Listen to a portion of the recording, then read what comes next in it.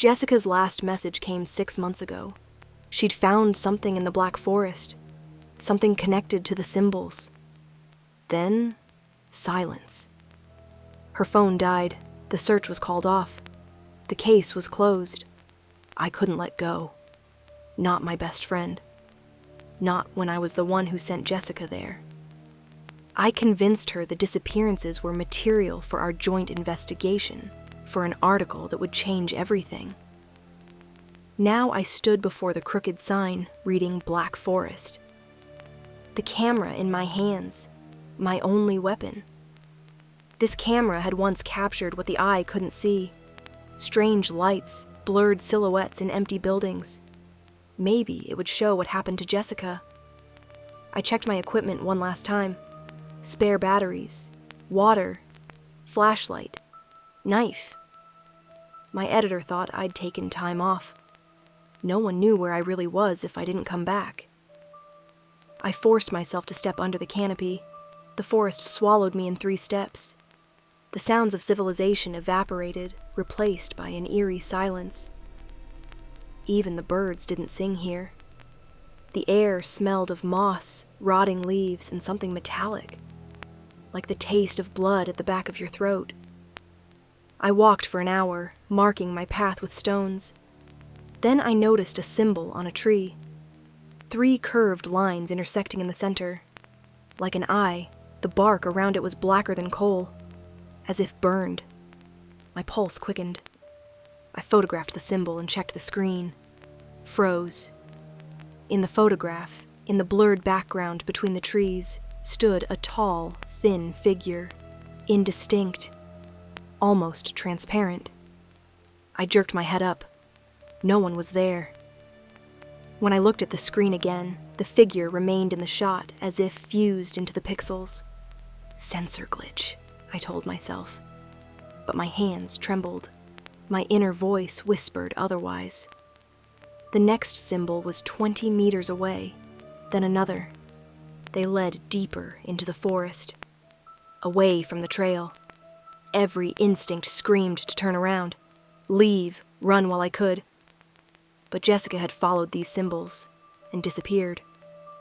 I went forward, feeling the forest close behind me. The cabin appeared after 40 minutes, lopsided, with a collapsed roof, windows like empty skull sockets. The door hung on one hinge. I pushed it open with my flashlight. Simple furnishings. A table, an overturned chair, a rusty stove in the corner. On the table lay a book. Leather-bound, the same symbol. Too well preserved for a place abandoned for decades. I carefully opened the book. The first page read in neat handwriting. Journal of Observations on the Keepers, 1976 to 1978. J. Morton.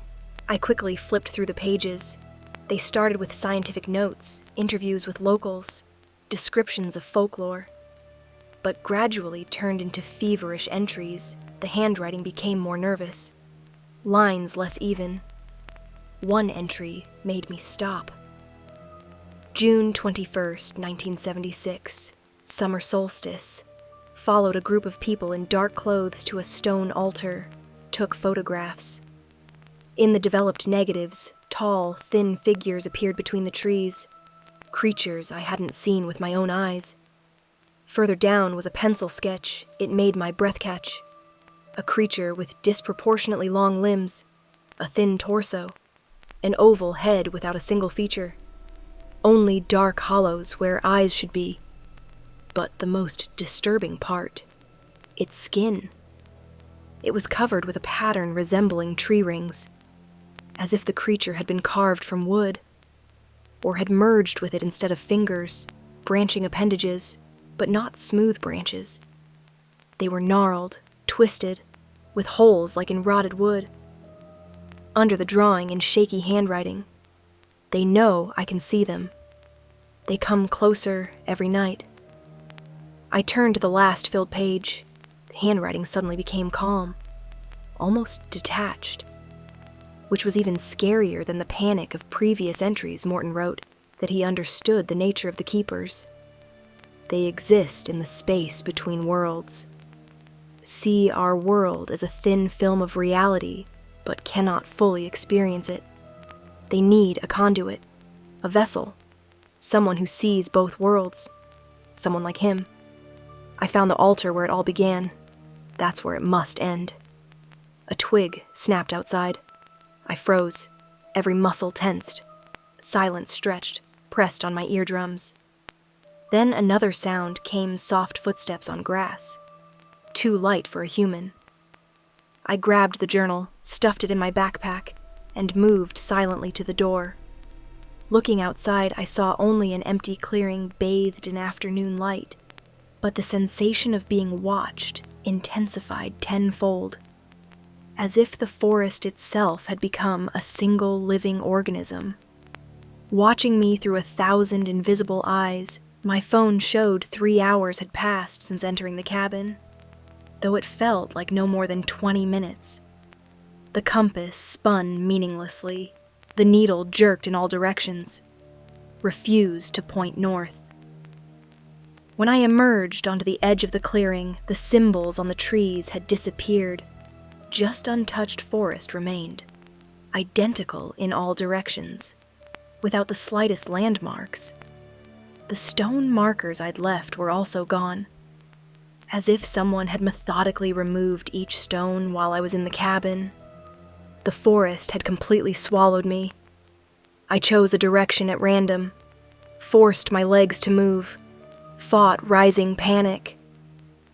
After half an hour of rapid walking, I stopped to catch my breath, took out my camera, checked the photos taken earlier, scrolled to the last shot before entering the cabin. The figure stood behind my back, so close the branching appendages almost touched my neck. The next frame was taken accidentally, blurred half dark, wrong exposure, but there was something on it. In the center of the frame, illuminated by flash, a woman's face, pale to grayness, empty, unseeing eyes, mouth open in a silent scream or plea. Jessica. She was there, in the forest, with them. My fingers trembled as I enlarged the image. Behind Jessica stood other figures, dozens of people, with the same empty faces, dead eyes, the chosen, all those who had disappeared over the years, over decades. They weren't dead, but they were no longer alive in the full sense of the word. Morton's word echoed in my memory. Vessels. I studied the map at the end of Morton's journal, a rock formation shaped like a bear's head. A hill with a cave. A clearing with a stone altar. If Jessica had followed the symbols, she came to the same place I went deeper. To a place where no ordinary tourist's foot had ever stepped. After 2 hours, I found the formation. A bear's head jutting from the rock mass exactly as in Morton's drawing. My heart skipped. I was on the right path. The clearing opened unexpectedly. As if the forest had suddenly decided to retreat, in the center rose an altar. A massive stone slab on 4 roughly hewn supports. Ancient, covered with moss and lichen. Around it lay a circle of smaller stones, each covered with weathered but still discernible symbols.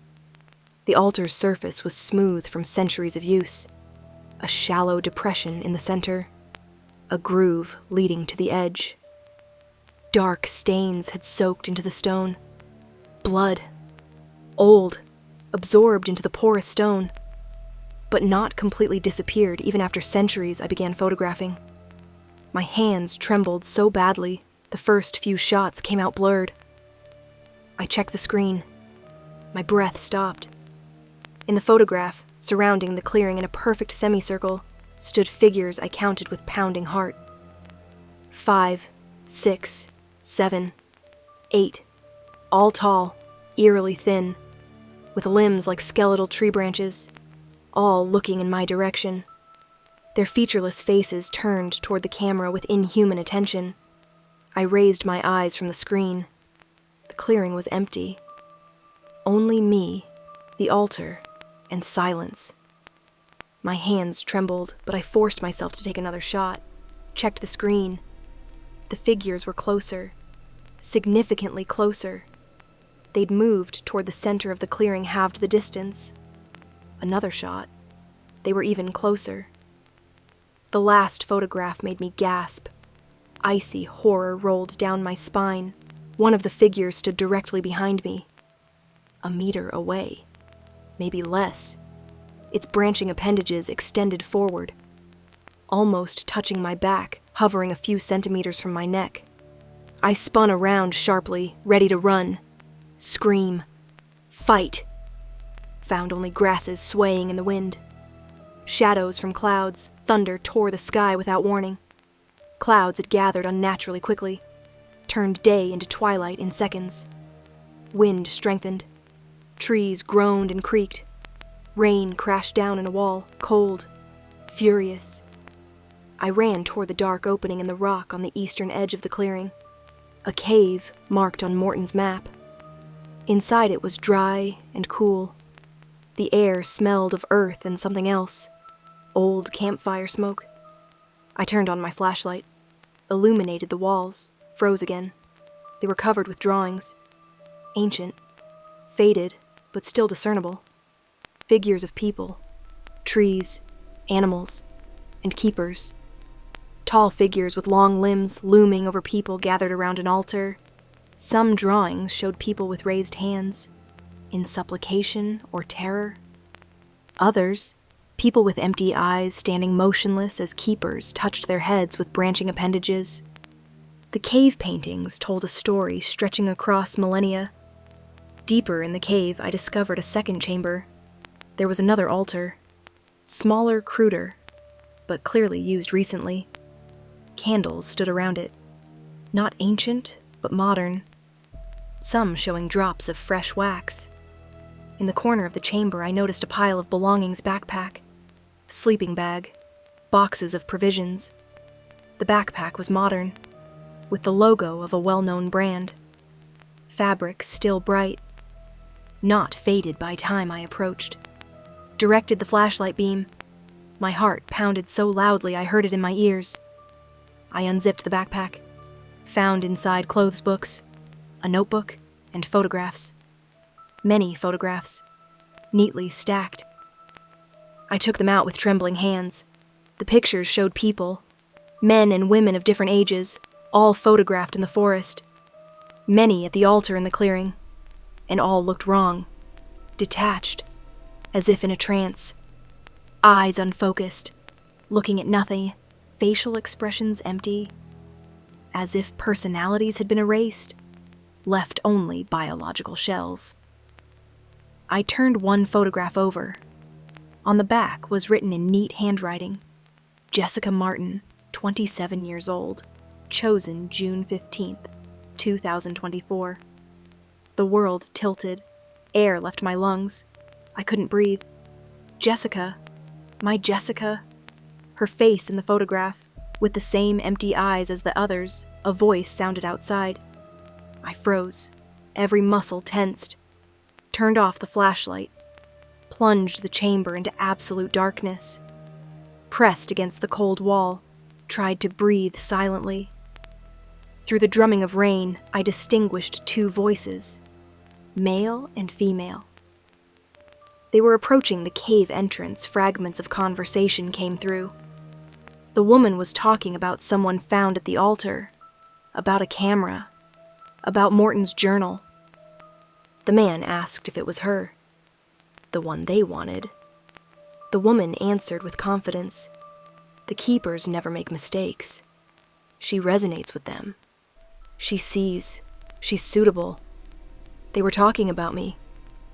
Panic hit in a wave. I looked around in pitch darkness. My hands felt along the wall. In the far corner, my fingers found emptiness. A narrow passage, barely noticeable. Voices were getting closer. I heard footsteps at the cave entrance. I squeezed into the passage sideways. Rock scraped my backpack and shoulders. The passage narrowed, forced me to almost crawl. The air became stale and cold. I moved blindly. One hand on the wall, feet feeling each step. afraid of falling into an abyss. The passage twisted, descended deeper, then suddenly widened. I risked turning on the flashlight at minimum brightness. A narrow beam picked out a small chamber, another exit, a crack in the rock through which gray light seeped. I squeezed through the crack, found myself outside, on the hillside, several dozen meters from the main cave entrance. Rain still poured, turning the earth into slippery mud, but the storm was moving away. I began descending the slope, sliding on wet grass and clay. Several times I almost fell. Grabbed branches and roots, rain hid me, simultaneously muffling the sounds of my steps. After half an hour, the rain began to subside. I quickened my pace, trying to put distance between myself and the cave. I'd seen enough. The cult was real, active, dangerous, and Jessica was one of them. I found them at dawn the next day. The Chosen stood in the clearing surrounding the altar in a perfect circle, motionless, with empty eyes, faces emotionless, men and women, young and old, dressed in clothes from different decades. Among them stood Jessica, pale, thin, in the same jacket I'd seen her in 6 months ago, hair tangled, skin gray. But she was alive. The keepers retreated into the shadows of trees watching, but not interfering. I approached Jessica, put my hand on her cold hand, her skin icy, as if blood had stopped circulating. I quietly said her name, called her to return, said it was me, Sarah, her best friend. Time to go home. Jessica's eyelids trembled. The first movement. Focus slowly, painfully slowly. Returned to her eyes as if someone was adjusting a lens. Her lips moved, formed a soundless word. Then, in a voice hoarse from long silence, she said my name. Sarah? It was her voice, not a perfect copy. The real Jessica, returning from a place where her soul had dwelt these 6 months. One by one, the Chosen began to awaken. The process was slow, painful in appearance. Some cried when awareness returned. Some screamed, fell to their knees. Some just stood, swaying, disoriented. I led them away from the altar, along the trail, to the exit from the forest. Each step was a struggle. Their bodies had forgotten movement. Muscles had atrophied from immobility, but they walked, clinging to each other, to me. To hope of return, Jessica didn't let go of my hand. Squeezed it so tightly, knuckles turned white. We walked for hours. Some of the Chosen had to be practically carried. Their bodies were too weak. But we continued moving, slowly, stubbornly, refusing to stop. When we finally reached the crooked sign marking the boundary of the Black Forest, the sun stood high in the sky. Beyond the sign could be seen the road. Parked cars, the world of normality and logic. The Chosen began crossing the boundary one by one, stumbling on gravel blinded by bright sunlight after the twilight of the forest. Some fell to their knees, kissed the ground. Others just stood, crying, not believing it was real. Jessica stepped beyond the sign, turned, expected me to follow. I crossed the boundary, joined her on the safe side. The connection was broken. The deal was made. We were free, or so I thought. 3 months later, my article made front pages across the country. Mass disappearance in Black Forest. Revealed 23 people found alive after years missing. Photographs of the Chosen ancient symbols on trees. Atmospheric shots of the forest. Interviews with survivors. Their confused attempts to explain where they'd been, police attributed everything to a cult. Searched for leaders, conducted raids, combed through the forest, but found nothing except empty caves and abandoned cabins. The case gradually closed, moved to the category of solved but unexplained. The public lost interest in a month. The next sensation appeared. The Black Forest returned to the category of urban legends. But some remembered. The families of the chosen. The survivors themselves. All trying to piece together lives interrupted for years, Jessica recovered slowly. Therapy helped, but memory of months in the forest remained fragmented. Like a poorly remembered dream. She remembered sensations more than facts. Cold, timelessness, the presence of something huge and ancient. Sometimes late at night she called me, cried, said she heard whispers, that she felt a pull back. I calmed her, reminded her she was free. The connection was severed. I didn't tell her I sometimes saw them too. Shadows at the periphery of vision, tall figures standing between city trees, watching, waiting.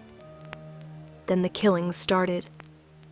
The first happened 3 weeks after my article was published. Michael Torres, one of the chosen, 42 years old, found in his home in Portland. He'd killed his wife and 2 children with a kitchen knife, then walked into the forest behind his house. Disappeared. Police found him 3 days later, standing motionless among the trees, staring at nothing. When they tried to approach, he ran deeper into the woods. They never caught him. The second killing happened a week later. Rebecca Chen, 35 years old, another one of the chosen, took her elderly parents on a camping trip to the Cascade Mountains. They never returned. Search teams found the parents' bodies, throats slit. But Rebecca was gone. The third, the fourth, the fifth, all of them were chosen. All had been freed from the Black Forest. All had seemed to be recovering, and all had killed, taken victims, disappeared back into forests. Police tried to find a pattern, a connection, but couldn't explain why people who'd been victims themselves suddenly became killers. I knew, but I was afraid to admit it. Until Jessica called me, 2 months after the article. Her voice was strange, flat, emotionless. She said it was time to go back, time to bring new ones. I asked what she was talking about. Jessica said the keepers were calling. They'd made a deal with me I'd freed the chosen, but the deal required payment. New vessels, new chosen. We were the hunters now. I told her she was sick, needed help. This was trauma speaking. Jessica laughed, a sound without warmth, without humanity. She said I'd understand soon. The pull would become too strong. I'd feel it too. Then she hung up. I sat in my apartment, stared at the phone, heart pounding. Then I remembered the film. The roll of film still in my camera from the Black Forest. I'd been so busy with the article and helping the chosen that I'd forgotten to develop it. I rushed to the dark room I rented downtown. My hands shook as I developed the negatives. The images appeared slowly, emerging from the chemical bath, the clearing, the altar, the chosen standing in their circle, and between them the keepers in the shadows. Thin lines, almost invisible, translucent threads connecting each chosen person to a keeper behind them, like puppet strings, like leashes. I enlarged the image, studied the threads more carefully. They pulsed, with a rhythm, like veins carrying blood, or data, or something else. The threads hadn't been severed when the chosen left the forest. They'd just stretched, thinned, but remained intact. The keepers had never let them go. I developed the next photo, the moment when we crossed the boundary. When I thought we were free, the threads were still there, attached to every chosen person, leading back into the forest, back to the keepers, and in the last photo, the one I'd taken accidentally as we walked away, I saw new threads forming, growing, reaching out from the forest toward the families waiting at the boundary, toward the police officers, toward the journalists, toward anyone who came close to the chosen. The infection was spreading. I dropped the photographs, backed away from the developing table. The chosen weren't freed. They were sent out as carriers, as bait, to bring back more, and I had helped by leading 23 infected people back into the world. My phone rang. Jessica. I didn't want to answer, but my hand moved on its own. Picked up the phone, brought it to my ear. Jessica's voice was warm now, familiar, like the old Jessica. She said she was sorry about the strange call earlier.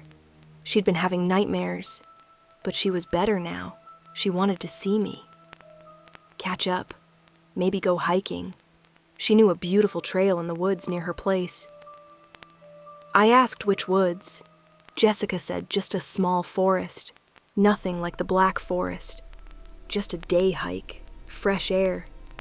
It would be good for both of us. Her voice was so normal, so Jessica. But I could hear something underneath it, something that wasn't quite human. I said I'd think about it. Jessica said not to think too long. The pull was getting stronger for both of us. Soon we wouldn't be able to resist. Then she hung up. I sat in the dark room, surrounded by photographs of threads, of connections, of the trap I'd walked into. The deal hadn't been about freeing the chosen. It had been about creating more hunters, and I was the first. That night I dreamed of the forest, of walking between the trees, of finding people, smiling at them, telling them about a beautiful trail, a clearing with an altar, symbols that would change their lives. I woke up at my front door, hand on the handle, keys in my other hand.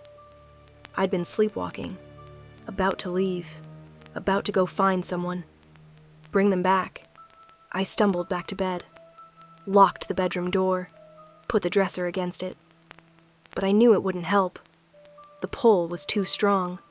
This morning I got a text from an unknown number and address, a name, a photo of a young woman, 24 years old, lives alone, loves hiking. Perfect. The text said, "Bring her tonight, summer solstice." My fingers typed a response before I could stop them. I'll be there. I'm writing this now, while I still can, while I still have some control if you're reading this. If you see articles about the Black Forest, about the chosen who were freed, don't believe it. They weren't freed. They were weaponized. And anyone who helped them, anyone who came close, anyone who cared, is infected too. The threads are invisible, but they're real, and they're pulling us all back. One by one, Jessica called again, asked if I'd decided about the hike.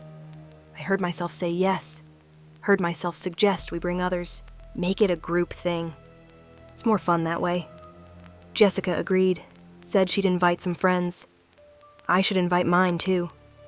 The more the merrier. I'm looking at my contacts now, scrolling through names of friends, family, colleagues, choosing who to invite, who to bring to the forest, who to feed to the keepers.